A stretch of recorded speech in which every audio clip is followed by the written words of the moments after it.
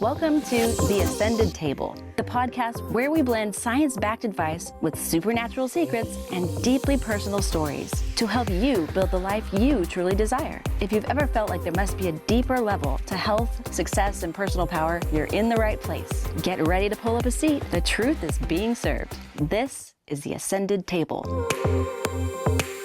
Today, the table is glowing because we are joined by a dear friend, a powerhouse of transformation, a woman who embodies ascending. She's a TV host and an empowerment coach, and someone I consider my soul sis, the incredible Tiffany Hendra. Aww. Where's the tissue? It's so good to be here. Thank you for having me. I am so excited. I feel like, yes, I'm with my soul sisters. We have had such great conversations. And I mean, you and I have grown so much in what's been like 5 or 6 years now. Yeah. We've like trekked through the jungles together and Yeah. like battled bats flying off trees. It's been a lot, but then also like I feel like this is going to be a great conversation just because of who we three are, and I'm very excited about this. But thank you so much for joining us. So excited. Good to be here. Let's jump right in. Okay. So Tiffany, your journey hasn't always been so glamorous. I know that you've modeled and you've been modeling worldwide on TV, everything. But you do have a great story to tell our listeners about how you changed your life for the better. Can you tell us about that? It wasn't my choice. It's not like I said, I'm going to change my life. I almost OD'd on a bathroom floor in West Hollywood. So living the life, that dream, chasing fame, fortune, and also like chasing, but also running away from the past. But I found myself, so-called living that dream and was living a lie on the inside. So it was interesting when I say that. I was an actress by profession, but I was also wearing a lot of masks in my personal life to hide the pain. But yeah, I was really, really BFFs with the concoction of cocaine, opiates, and a bottle or 2 or 3 of wine. Oh. And I almost OD'd, yeah. Wow. So when you woke up that like on the floor, what were you thinking? Like, was there something that like clicked in you that said, I can't do this anymore? Or was it just like a gradual change? Like you weren't happy and you were like, I just don't feel good. I want to change. No, this was one of those rubber hit the road. You know, the saying, God will give you like a flick upside the ear, or like a 2x4, like the brick. That was a 2x4. This was like the whole building crumbling down on top of me. And I had that lucid moment waking up off the bathroom floor. I was in pain, my stomach. I did feel like I was dying. I'm like, I'm dying. I was sweating. I was soaking wet on this bathroom floor. And I immediately thought, I got so much to do. On this dirt, the West Hollywood apartments that are built in the 30s, they're like pink tile or baby yellow tile, and like you can see the dirt in the ground. Yes. That's what I was like, plastered, and just thinking, this is not how I'm going out. This is not it for me. I have so much to do. And it was the first time I'd even acknowledged a higher presence or a higher being or God. And I just said, please don't let me die. Like, just don't let me die. Well, we're glad you're still here because you're an amazing human being and you're changing the planet and lifting everybody up. Thank you. So. But I think that I've said this before. It's interesting. All the healing now is that a rock bottom, and it could be different for anyone. It could be a death in the family. It could be a divorce. It could be a bankruptcy. Like everyone's level. It doesn't have to be you almost actually die. Right. You get a second chance to take a look at what wasn't working in your life before. Right. And then somebody did hear me because I didn't die. So I felt like I had a new purpose in life, a new mission to figure out, like, why am I here? I'm doing all these modeling jobs. It's not very fulfilling. I thought that's what I wanted to do. I'm on the cover of magazines and I'm on TV, but I'm not fulfilled. So rock bottom, you get an opportunity, a second chance to say, okay, what do I really want? Like, I didn't die. Yeah. So it's a wake-up call. So what did you change? Like, what were the first kind of things that you started changing, if you can recall that? Like, did you decide to not drink or change your drug habits or? Oh, absolutely. Not that I didn't slip up a few times after that, nobody's but perfect. right. And by the grace, I did not become an addict. I mean, That's it good. was social, it was anxiety driven, but I put myself what I call a self-imposed rehab. I wrapped a TV show in LA, actually came to Dallas because I had girlfriends that lived here, and I had money in the bank, shipped my car here, and put myself through what I call a self-imposed rehab. I found the AA book at Goodwill for 99 cents, went through the steps on my own. Wow, that's really I was celibate for almost a year, no alcohol, and then of course went back to LA and get wrapped up with the same crew and slipped up a little bit. So that's kind of one of the things, breaking your habits, changing your environment. Like, so It is. that's It is. one of the things, right? What I would say is that breaking our habits and hitting a rock bottom is not a bad thing. No. It just is information and a choice presented to you. And I think that's what you really called you to rise above and transform your life, which I think is just amazing. And that when people hit their rock bottom, I think don't be afraid of that. Pay attention and celebrate that, because now you have another opportunity to go a different way. And it sounds like you did that. Yeah, second chances, I'm so grateful for it.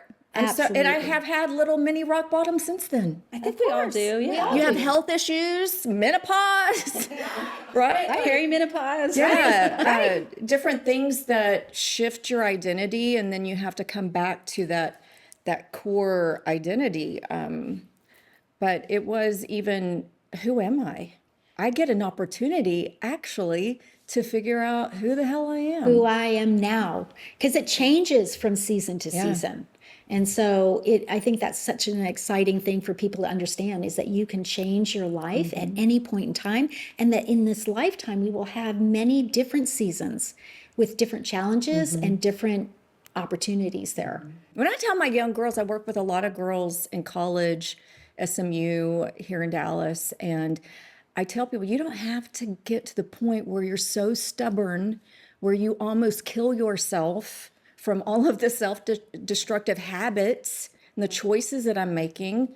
You can actually just wake up one day and say, you know what, this isn't working for me anymore. Let me try some other things. Maybe hire a therapist, work with a coach, and pick up the self-help books, tune into the podcasts. There's so many free resources. You could literally just wake up one day and say, you know what, I'm not really happy with the way things. You do not have to almost kill yourself. You do not have to go through a life-altering thing. It's a choice. Yeah, I was going to say, what is special about you, which is such a great modeling for other people, is that you decided, made a different decision, and there are all these resources out there, and you can actually, it's just a mindset shift and a decision, and really deciding that this is not for me anymore.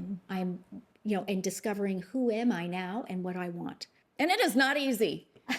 Just because I'm sitting here today, some people are like, you don't look like what you've been through. That's why I really encourage women to share their story. When you get to that place of healing where you can do it without sobbing, and you can tell your testimony or your story, because people look at you today and like, oh, she's got it all together. She has a great marriage, she has a great business, and she's living with purpose, and she's fabulous, or whatever. So today's topic is really about how to break free from your habits and move on to more in your life, discover the more.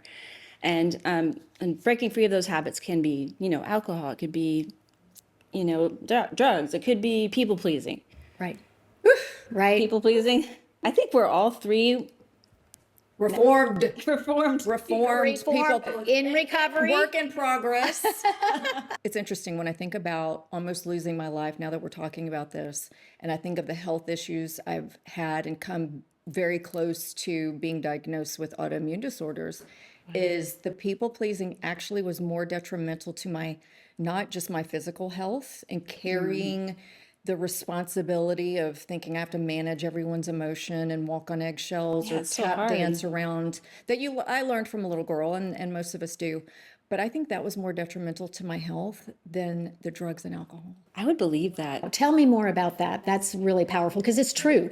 The mind and what we do, what we tell ourselves in our mind can either nourish us or create toxicity. Brain doesn't know what's true or not. You tell your brain what's true. Right. So You rewire if you're it. just like not letting yourself be happy and you're not telling your brain what's actually true, your brain and heart are not going to resonate together, and that creates, Discord. illness, discord. Yeah.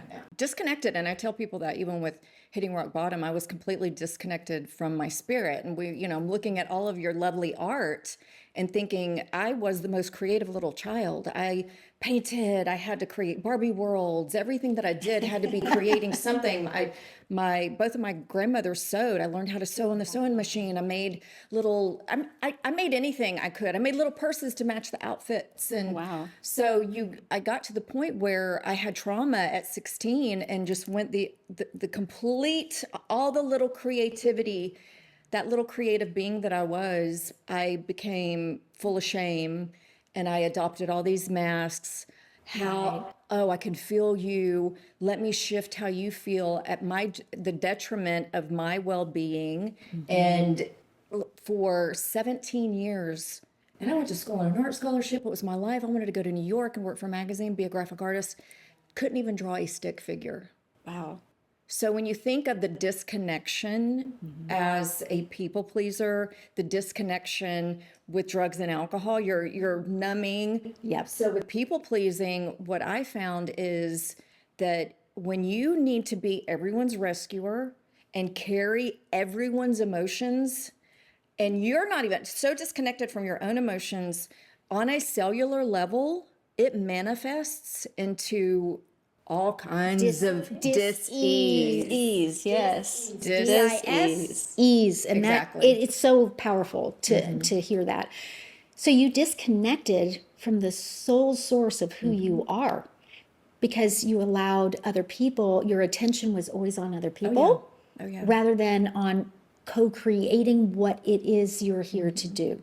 It's kind of like living through your inner child, and your inner child had to run away, Like, It's so true. I mean, I put something on social media the other day that even going through health issues and, I'm going to bring up menopause because I made it through. But I thought this is an invitation to actually come home to myself. Yes. And I posted something about like midlife is becoming 16 again, but loving yourself this time. Oh, I love that. That is Especially so because I had trauma true. happen at 16 and I've got chills, actually. I know. And I'm like, I have a photo of myself on my desk at 8 years old that is my true essence. I am barefoot because I love to be barefoot on the grass. I love to be in nature. Grounding. I have little tan legs, cut off denim shorts, and a little cotton white shirt, and I'm posing. And I'm like, That's is who I am. who I am. Right. I lost her, or I neglected her for it makes me want to cry. And so it is that like reconnecting with your 8-year-old self, your 16-year-old self, and loving her way better this time. Beautiful. A little off topic, but it's interesting that, like, as a child, we kind of innately know who we are, what we're going to do. It doesn't have to be specific, but we know we're creative, we're artistic, we like to sing, all of that things.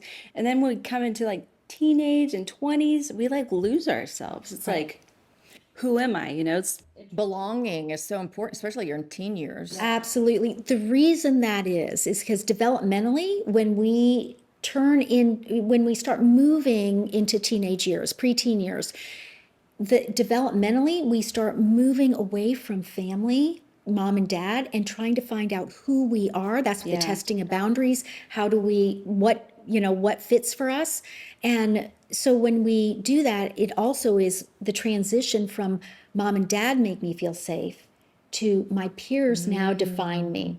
And so I think that's the risky part and why the teenage years can be so fraught with so many traumas, because if we give ourselves away in order to be accepted or to find belonging, then we disconnect from who we truly are to try to be accepted into this clan, and we find the people pleasing begins. Yes, the people pleasing begins. Absolutely. Yeah. If I become this, then they will accept me. Therefore, I am okay. Or because we detach from parents and we move towards our peers. And that's where, and of course, think about peers leading peers. No one has the wisdom then. No, I think back. And I remember wanting to hang out with the guys a lot more because Did too. yeah, I had guy best friends that I really gravitated toward because girls were so catty and gossipy. Oh my gosh. And just high maintenance, and Right. I was a tomboy. And the boys develop behind the girls, and so for a time period they're really safe. They can just hang with you. They don't have an agenda. And at that same developmental age, around 5th grade, the girls start really trying to be the queen bee, and we start getting, like you said, a lot of the cattiness that's happening. So no wonder you lose yourself when you're in this age, because I have a child in this age right now, so I'm witnessing it. Right. She's going to a birthday party, and they're all talking about what they're going to wear. They're all wearing jean shorts. Yeah. And I'm like, why don't you wear what you feel like wearing? She's like, I really want to wear a dress. I'm becoming you. She told me that this morning. We're driving to school, and she's what like, a compliment. How nice is that? she's like, I really just want to wear a dress. So I'm trying to get everybody to wear dresses because I feel better that way. And I was like, dresses are amazing. I love dresses too. And but so if you're always trying to be just like everybody else, you definitely lose each other, like yourself. And that would be so boring. It's so boring. I mean, even with the influencer world, and I work on social media, it's the fashion and everyone looking the same and hawking the same thing and get this on my link. And I'm guilty of that, but I share things that I actually love. And it's not, and I love that the younger generation is actually getting into thrifting now. And that's something Yes. that I started doing. And I was a new waver. New waver, what is that? I'm like, hey, do you hear a flock of seagulls? They're like, Duran Duran, huh? I'm like, you don't know who Duran Duran is? Are you kidding me? But the individuality, that's why I did that, because I loved the individuality of expressing yourself as an art, because I was an artist. So I did not want to dress like all the cheerleaders and all the. You have to be right? So- accepted too. You don't want to be a loser, like. Yeah. We crave connection. We crave that. That is in the human DNA. We want to belonging, and that's where it comes in. I think to really try to learn how to lift each other up and accept whatever that individuation is. In your peers or in your family or in your friends, that they don't have to look just like you. Yeah. It's okay, and see them for who they are. Yeah, I love that. Authenticity, and I know that's a big buzzword, but just It's more attractive. well, being clones of everyone, and it's kind of cute. Like we had our slang, like gag me with a spoon when you think of the 80s. You know what I mean? Like so rad, and every generation has their little way of speaking, This which is so generation cute. is different. No, I know. I don't even understand. Oh, she could. My daughter could say a whole sentence, and I'd be like, I have no idea what you just. And it changes all the time. Yes. But Yeah. there's little things like that it's really cute. You have a way of being together, and you have that connection. And then when you break apart, like, who are you? Who are you without this tribe? What do you stand for? Right. Right? How do we know we're people pleasers? What are some signs of being a people pleaser while you're an adult?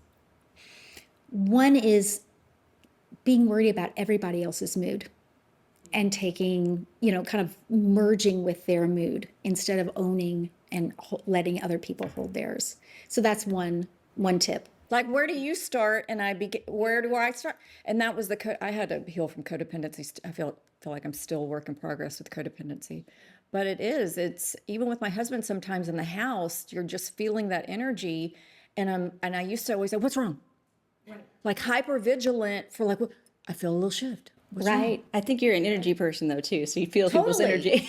Well, you become that. I believe when you are in that kind of household and being hyper vigilant, Yes. the term empath is used so wide. I think I think we are all created to feel each other, but it's heightened for children of a chaotic household. It's heightened because you have to go in and assess. And I knew when my dad's work truck drove up, it was like everybody like pay, like brace yourself. We don't know what we're gonna get. Right, Or right. alcohol. He wasn't an alcoholic, but he could just come in angry. Yeah. and shift the whole household so everybody goes into dun dun dun dun dun dun dun dun. Yes. What can or like run and hide. Yeah, Right. it's like So as an adult, self-preservation. it's like even with my husband today, all these. So we're still learning this, not just in college, but in our 40s, 50s, and 60s. Absolutely. Is where do you start? You know what? If you're in a mood, It's okay. and I am going about my happy little bubble, and you feel what you're feeling, because I know I'm going to have a day where he's probably going to feel my energy shift.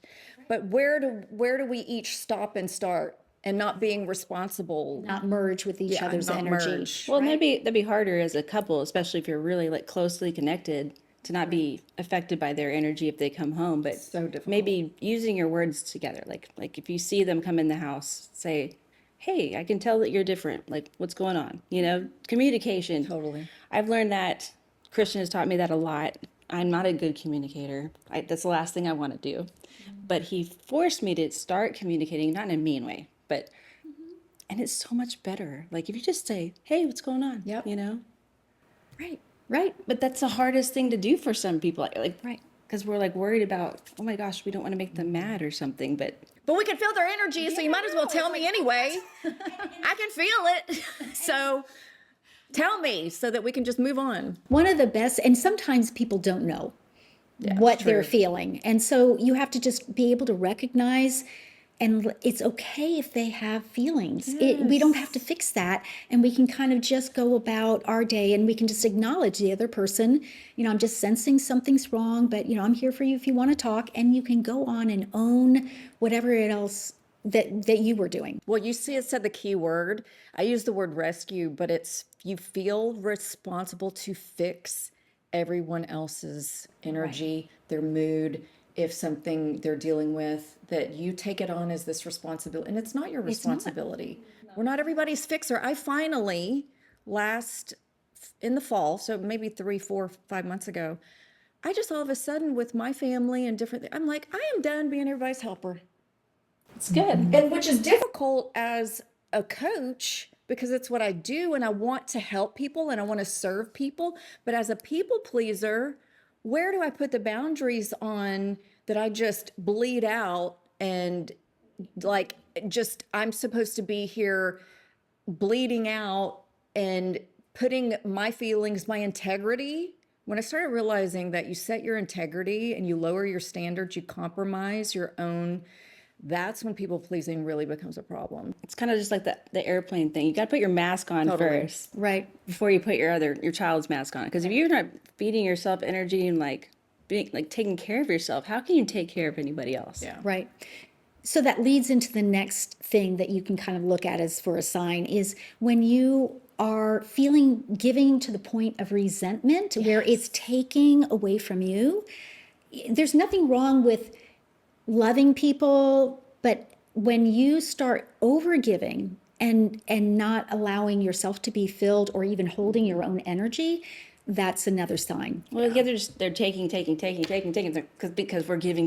Well, and they do, and they do, and it's interesting how the people pleaser will attract those type of people. Yes. Right, and a big learning lesson. So much I know for a lot of people in 2025 was really a year of so much revelation and growth and pruning, shedding, refining, and I realized that with being a helper that when you allow someone your energy a few times, that's the pattern that you create with that person. So I would get these long voice memos, and I'm thinking, I need to charge you my hourly rate is $250. You know what I mean? And I'm like, I can't. What makes you think? And then it was that respect thing. Like, I would never do that to someone. Leave a 10-minute voice memo of trauma dump. Yes. Wow. You can leave. I didn't even know you could leave a voice memo that long. I would have been like, Wow. no, thank you. Right? Instead of, well, everybody's an energy vampire and everyone drains me. Well, let me look at the common denominator here, and that is moi. And take responsibility and ownership and set some boundaries. And, you aren't allowed. You are access denied. I like that. Access Stamped. denied. Like, No more. That's right. One thing I experienced, I had different people pleasing things. I was always like pulled to like go to do things, like go to the bar here, go to this thing, go to these events. Like my friends would be like, you gotta go to this thing. You have to do here. You have to do here. I'm like, I really just want to be home alone right now. I just want to like be in my own space. But I felt I had to go or I wouldn't be a good friend. So that's another people pleaser sign. It is. So when your soul is saying no, but you're wanting to say yes, or you're finding yourself wanting to say yes when your soul is saying no. Yeah. No is a complete sentence. We don't need to explain. Yeah, and the over explaining with the people pleasing, I just had this conversation with one of my sweet SMU girls, and I said, when you look at the self-abandonment, you're abandoning yourself, and you're a mama to a daughter. So it's like you have to become your own mama bear in that moment and say, okay, what do you really need right now? Well, I've had a long week. I'm really tired. I'm so in tune with my nervous system now, just with health issues. And I'm like, you know what? Okay, that place is really loud. It's overstimulating. We have to yell across so I leave there empty, like I didn't have a great conversation with anyone. My nervous system is fried. My voice hurts from screaming. Probably had a cocktail too many that I didn't need. Then I'm going to, that's going to affect my next day. And you have to go home And and so take care now of your I'm kid. like, you know what, sister? I love y'all. But that place is way too loud for me. Call me. Some of my friends call me. I'm like, I'm baby grandma. I'm baby grandma. But I am saying no to that place. If y'all want to get together, just a few people at X, Y, and Z. And I had to learn to advocate for myself and then say, no, thank you. But I always say, you girls have fun. Yeah. You girls have fun. And I have JOMO. I have joy of missing out. I have We need to close JOMO. that. Yes. Because if it is not a hell yes, I got to be there, it is a no. Well, thank you for being here today. Yes, exactly. But you know what? I found this, and it was a lesson that I learned, and Christian taught me that again. He taught me a lot of things because he's very like that. I found that I've done that when I started being myself and doing what I want to do and helping when I need to help and being there when I want to be there. People either chose to continue to be in my life or they chose to respect me. Exactly. Right, nice. That is such a great word. When you actually heal people pleasing and voice your standards, voice what it is that you want to do and what you have going on and what is best for you, you actually gain respect.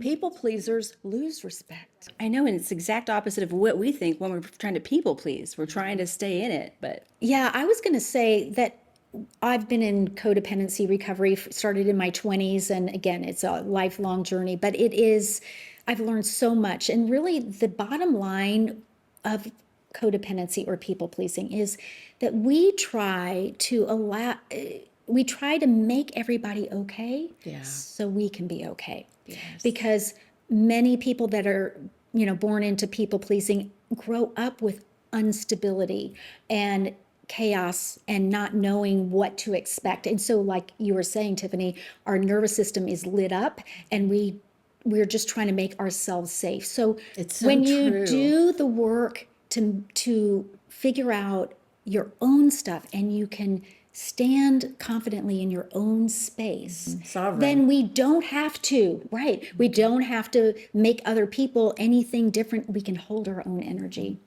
Well, and with the resentment that you were speaking about, those friends that you're like, man, gosh, and you think, was she just being a bitch? No, she's being sovereign. This is what works for her. And as a people pleaser, I would be around people and I just be like, how did she do that? Like she just said what she wanted or said no. And like, she's not taking it on and not making it a big deal. And, it seems like, but I said that too, to several.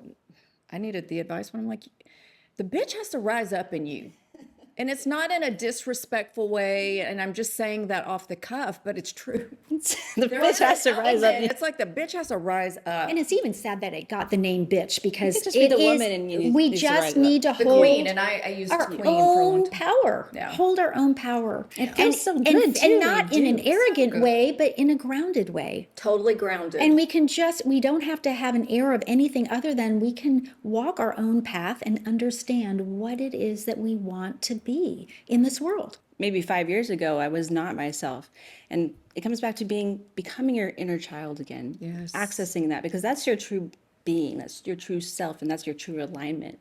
Right. And when you reach that, it feels so good. And then people around you recognize you. They're like, I've even had friends like, because I have a lot of lifelong friends, they're like, I always knew you, this was you, who you were. You just went somewhere else for a while. Nice, I was nice. like, I don't know how I feel about that, but it's such a it's great a compliment. affirmation. Yeah, it's like, it's an affirmation of, and I always say you don't always see how far you've come or how much you've grown until you get out and people with the people.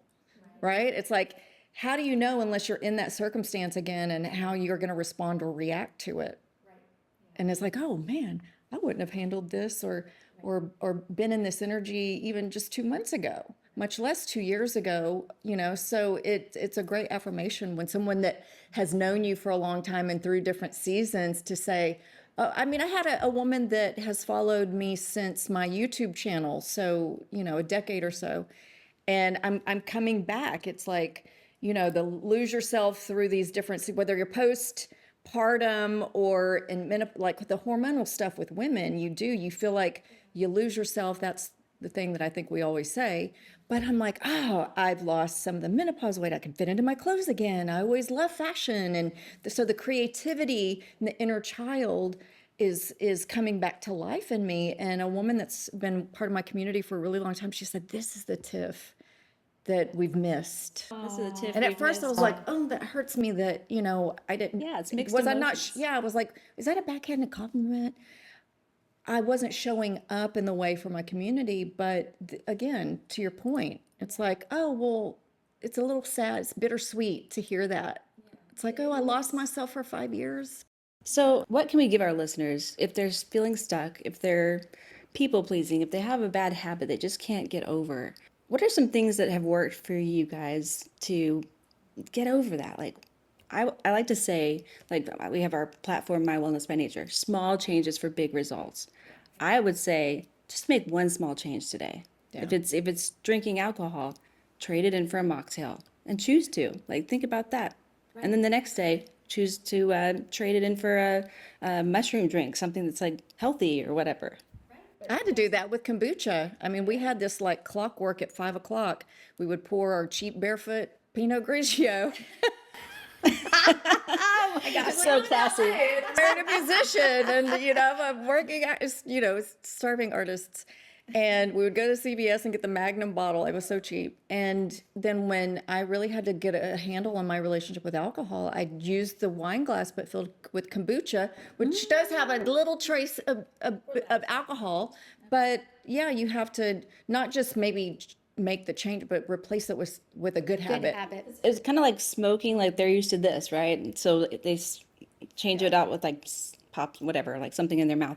So yeah, that makes sense. If you just like, it's the drinking habit, and Right. it has to be something that relaxes. Right. Yeah. So. Right. I think there's another real great tip, and that is the sacred pause. Allowing yourself, when somebody has asked you to do something and you're kind of, you're like, no, you don't want, but you don't maybe have the boundaries developed yet to say something, you don't have to say anything at that moment. You can just say, I'll get back to you. Yes. And then we can kind of get ourselves in a good place, and then we can speak our truth and say no. Thank you I always say thank you for asking, but I'm not Yes. going to be able to today. For the that- people pleaser, that is a hard huge. exercise. Yeah. But texting makes it easier because you can be like, I didn't read it, sorry. That's what I do. But I think it's just really giving yourself some time Yeah. to speak the truth, even if you don't have access to it immediately. Well, and feel into the nervous system. I always say practice the pause, because when you're reacting, and people pleasers react because you don't want that silence. And I'm thinking of a client right now that I worked with that it was so difficult for them. And then she finally said, you know what? I'm not ready. This is my identity. I've got to help everybody, and everybody loves me for it. And there's just more work to do there. Yeah. And so I said, okay, then when you're ready to do the work, come back. I'll be here. Right. But she couldn't practice the pause. It was too uncomfortable, and she would. That's when they say, yes, I'm available. And then it's like later on, they're resenting it, like to your point earlier. Exactly. I don't really want to go, and now I've got to go. And it's like the whole 48 hours lead up that you're.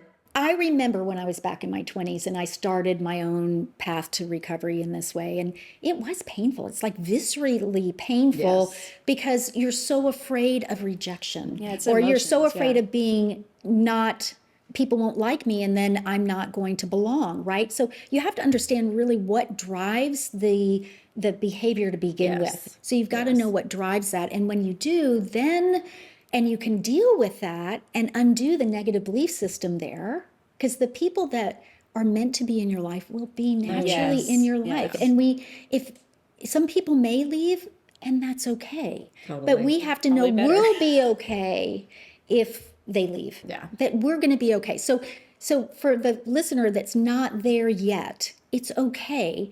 But get some, help with that so that you can work on that journey to be okay in setting healthy boundaries. Because otherwise, you're held captive, and that's going to end up leading to the resentment. Those people who are those people in our lives, I call them energy vampires. Yeah. To your point, this is what I learned, and it might have been the angels, it might have been in a meditation, but when I really started healing people pleasing, I saw siphons hooked up to me. And I'm like, wow, I'm letting people, I take ownership. I am letting people hook up to me with a siphon, like you do when you siphon gas out of a car. I literally saw these tubes hooked up to me, and I chose to take them out. And I even had the meditation and the visual that the little hole that was left Matrix, was like the Matrix. oh, is that the Matrix? Oh, it's so long ago. I don't. Oh, wow. Okay, I don't even remember that from that. This was a meditation that I had. I was like, wow, I'm taking ownership that I'm allowing people to do this. They're going to do it if you let them. So that was the freedom to say, okay, I'm detaching, and then knowing and having the discernment.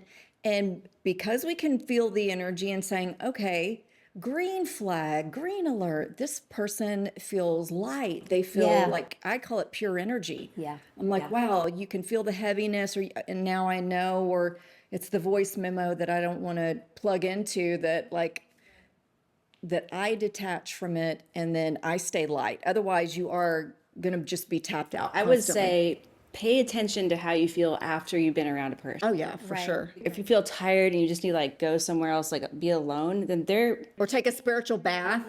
Right? Yeah.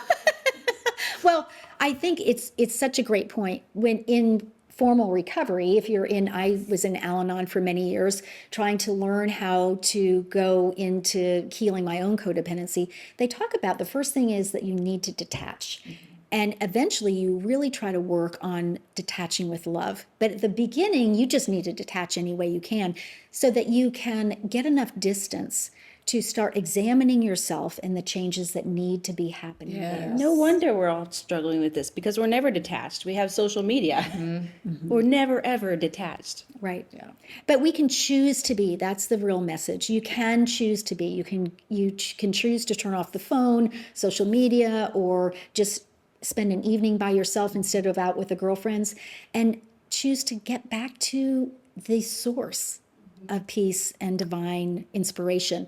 And we can do that through meditation. We can do that through reading a inspiring, book, things that feed you. But it is about reading people's energy and reading your own energy. And that's to tag on to that with changing habits, making that one small change. And I know we've all discussed this before because we're all artists, is the year before I hit rock bottom, an angel friend, like a friend of a guy I was dating, just random. It wasn't and his name was Christian. Oh, He was blonde, wow. blonde hair, blue eyed. So crazy. Wow. And he said, I just feel led to give you The Artist's Way by Julia Cameron. And the morning pages changed my life because I never sat still. I never wanted to be alone. I was a workaholic. I was on sets. Then I was helping everybody, or I mean, to sit alone and actually be alone in my thoughts was so scary. So when that first exercise to reconnect with that little inner artist is 3 pages of the morning dump, just whatever's in your brain. And then now, all these years later, I hit rock bottom in 2002. So this book was given to me in 2001.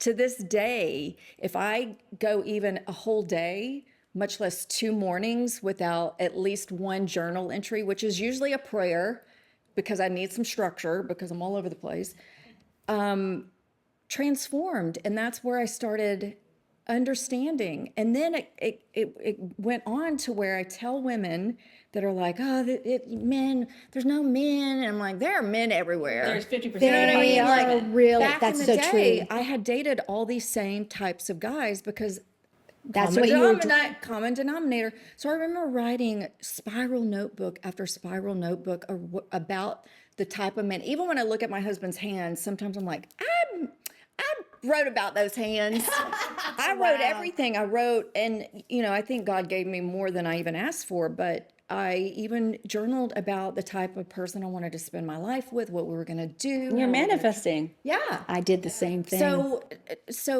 But I had to get quiet, and I actually had to start spending a lot of time. Now I love it. I crave it. I love being alone. I love my morning time and my meditations. I could just stay in that all day, and I tend to have a meditative state all day long. You don't have to just meditate for 5 minutes. You can live in that state. But that's how it started for me, is that in a lot of my clients, they're like, I don't even know what to write. I only got 2 sentences. I said, you start with 2 sentences. Start somewhere. Right, whatever But is in your that mind. means that you really, really are going to benefit from this, because you don't even. One thing that changed my life, I believe it was in Julia Cameron's, is what do you want? And so I wrote at the top of a journal entry, what do I want? And you just sit there and you're like, what do I really want? Not what my friends are doing, not what my agents and my modeling, but what do I really want to do? And you just start letting that stream of, oh my gosh, and then I would love to do this. And women, because they don't know what they want. Well, they don't really take don't know enough what- time. They're so used to attending to everybody else, they don't turn that focus back on me. I was 44 before I asked myself the question. And it was in an Al-Anon room, and I thought, what is it that Cindy's life is going to speak of? It was a light bulb moment when I realized I was running around trying to save people that didn't have any desire to be saved. No, why do why do we wear the That's cape? crazy Why making. do we do that? But anyway, it was a huge aha moment for me. And at that point, and I think the 44 is kind of significant because so I'm many. turning 44 this year. There we are.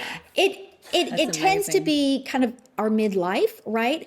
Where we all start turning back and asking ourselves, we review our life from there and wondering what's ahead. And it's a wonderful, people tend to have a negative thought about that. It's a beautiful, Oh, it's so beautiful. it's a cocooning and then a rebirth. It's kind of the butterfly. the butterfly syndrome, the metamorphosis is calling us into review and recreation. And to your point, I was going to bring up for our listeners, Julia Cameron has a new book out called It's Never Too Late to Begin Again. Oh, yeah, you told me. And she wrote that book when she was in retirement, and she moved I think it was in New Mexico, and just decided, what does this chapter have for me? And it had been years since she had written the bestseller, but she thought it is not too late to redefine ourselves, even in late years, in our Yes. 60s after retirement. It's never too late. It's always a beautiful journey. So it's, wherever you are, you're right on time. Oh, I have that on my vision board. I have it. It's on there. Because I was saying I'm a late bloomer. I'm like, no, I'm not. No. I am right on time in every season, and embracing that I went through all that I went through To get here. to get to where, even at 44, I'm thinking about it. There's been this resurgence of Real Housewives of Dallas, and like people just starting to watch it. Really? And Wow. This year, April 11th, my number's 11. It launched. It premiered 10 years ago. I was 44. Oh, look at that. And that was the most pivotal experience, almost more so than hitting rock bottom and in that moment. that was such a wake-up call. Taught me I was a people pleaser because it was airing on television. I got to see it. You were The so whole different. thing. Like, I don't even know that, Tiffany. Like, No, you my were, friends were all talking about it yesterday because, like, people, from the different part of the world, they'd be like, "Oh, I just, some country." They're like, "I just started season 1." I'm like, "Oh my gosh, wow!" but you can see your but growth. You can see your growth. you're a baby. I'm like, all you bitches, like all you bitches that hitting 40 and you think you're getting old. I shot this at 44 and was barely.